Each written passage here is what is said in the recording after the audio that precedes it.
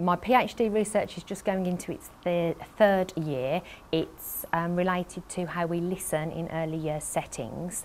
That was my original focus when I first put my research proposal in, and it has developed somewhat, as these things often do, and it is now also about pedagogic mediation as a process to better listen to children in early years settings.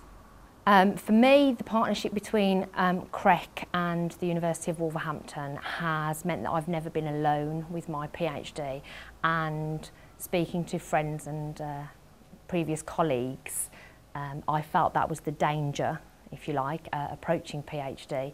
And the learning community that we've got here at CREC is mirrored really in the learning community that we've got at the university.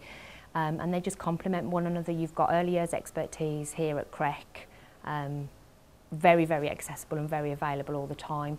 You've then got research expertise at the university. You've got the library catalogue and the resources there, obviously, that we can access at any time. And then it's the connectedness between the two of those, almost between and within, if you like. So when you then meet CREC PhD colleagues at Wolverhampton University events, and then we can sort of connect with a wider research community there. That's been particularly helpful.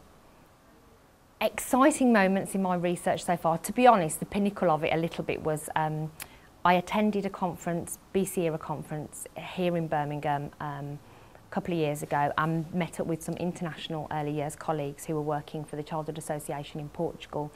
And it was at that point that I discovered pedagogic mediation, which was in fact what I was actually doing as part of my research. I now had a name for it and some theory to sort of to back me up. And I was then able to go and visit their settings in Lisbon and to shadow people that were pedagogic mediators by trade. And that totally altered the direction of my PhD in terms of the methodology that I was using, and it gave me a much clearer idea of how the PhD was going to work. And the PhD changed then from being about a final product to being about the process, and how I was going to change as a researcher and the process that I was undergoing. So it was very, very exciting.